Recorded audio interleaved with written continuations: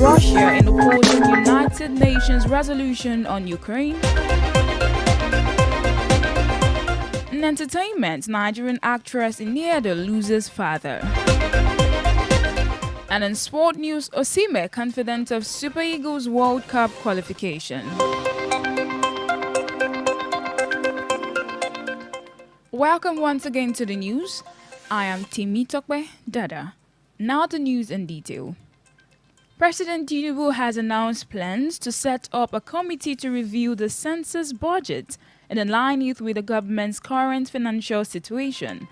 This move brings Nigeria one step closer to conducting a new national population and housing census, which will include biometric and digital components. The last census was held in November 2006, making this a significant development. According to the president, the National Identity Management Commission (NIMC) will be part of the review process. He emphasized the importance of accurate data, stating that without it, the country cannot effectively plan for employment, agriculture, and food sovereignty. Also in the news this afternoon, Nuhu Ribadu, the National Security Advisor, has denied allegations made by Nasir El-Rufai, a former governor of Kaduna State. El-Rufai claimed that Ribadu is planning to tarnish his reputation due to his 2031 presidential ambition. According to El-Rufai, Ribadu is collaborating with Governor Ubasani of Kaduna State and the Independent Corrupt Practices and Other Related Offences Commission to destroy his image. He stated that Ribadu is the architect of his alleged project. Ribadu has since reacted to the allegation, stating that he is not working with anyone to disparage or malign El-Rufai in any way.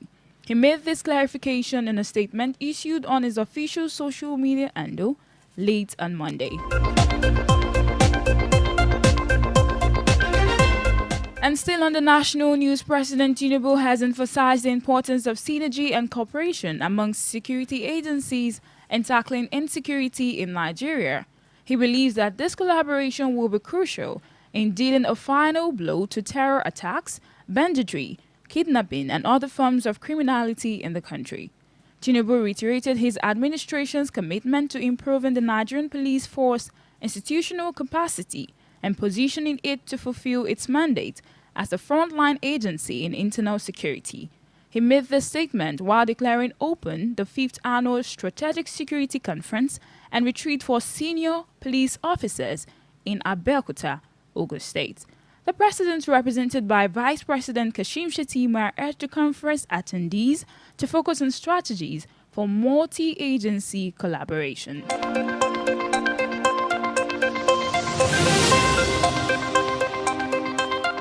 Moving on to the foreign scene, the United States has surprisingly sided with Russia in 2 key votes at the United Nations, marking a significant shift in the Trump administration's stance on the Russian invasion of Ukraine.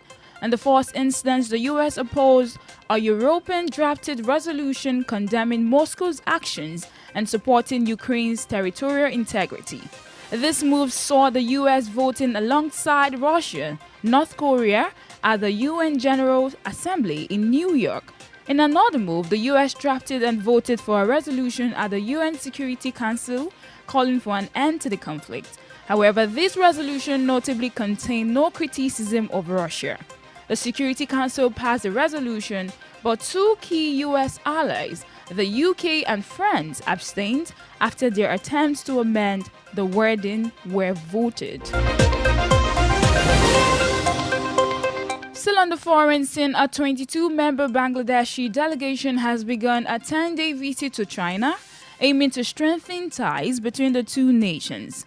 The delegation, comprising political leaders, civil society activists, academics, and journalists, will engage in talks with Chinese government and senior members of the ruling Communist Party. According to Abdulmoin Khan, a senior official from the Bangladesh National Party leading the delegation, the visit is a goodwill gesture initiated by Beijing. The delegation represents various groups in Bangladesh, including the BNP and its allies, as well as representatives from the student movement that led to the ousting of former Prime Minister Sheikh Hasina. Analysts view China's move as an attempt to capitalize on the rising diplomatic tensions between Bangladesh and India. Bangladesh has been pressing India to extradite Hasina, who is living in exile, to face charges of crimes against humanity and money laundering.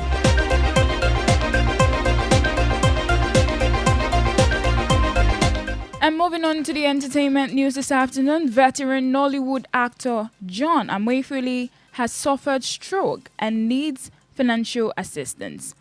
This was disclosed on social media by one other actor, and it said that Amoefule was rushed to the Federal Medical Center in Owerri, Imo State capital, where he is currently receiving treatment. The family of the ailing actor is appealing for financial assistance to cover the cost of his medical treatment. Listeners who wish to support Amoefule's recovery can reach out to his family or the hospital for more information on how to assist.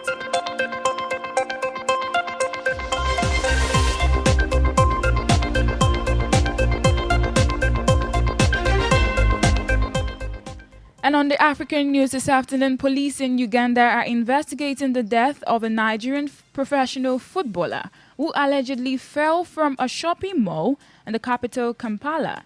Abubakar Lawal, 29, reportedly fell from a third-floor balcony at the Voice Mall shopping arcade, where he had gone to visit a Tanzanian friend. He was taken to hospital where he was pronounced dead, the police said. The said Lawal's friend, identified as Omari Naima, had left him in a room, which is part of the mall's building, preparing tea before the incident happened. Lawal was a striker playing for local team Vipers Sports Club, which has expressed its sadness for the untimely passing of their beloved player.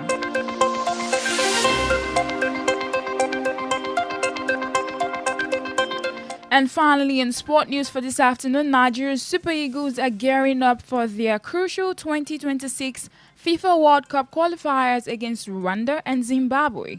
With only 3 points from 4 games, the team is under pressure to secure victories in both matches to revive their World Cup hopes. Currently sitting 5th in Group C, the Eagles need to step up their game to stay in contention. According to reports, Super Eagles striker Victor Osimhen has expressed confidence in the team's ability to deliver the much-needed wins. Osimhen has emphasized the significance of the upcoming fixtures and affirmed the team's determination to excel against all odds. The Super Eagles will face Rwanda and Zimbabwe in the next 2 qualifiers, and Osimhen's optimism is a welcome boost for the team. With their World Cup hopes hanging in the balance, the Eagles will need to dig deep and produce their best performances yet to stay in the running for a spot in the 2026 FIFA World Cup.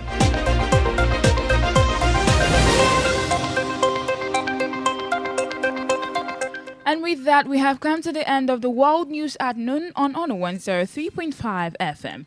Before we go, here is a recap of the major stories.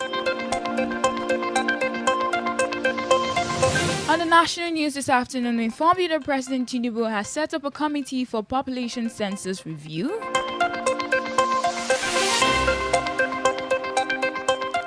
Also, the federal government has urged different security agencies to collaborate against insecurity.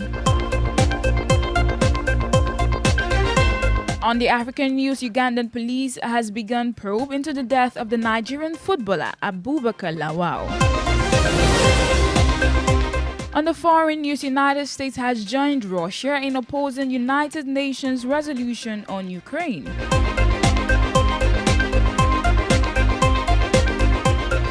And finally, on the sport news, Osimhen has boasted of Super Eagles' confidence against the World Cup qualifier.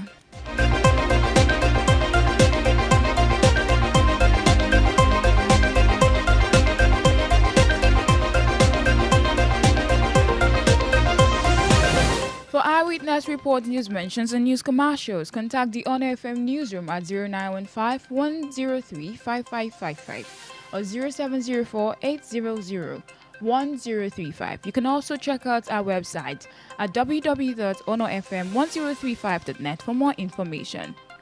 I am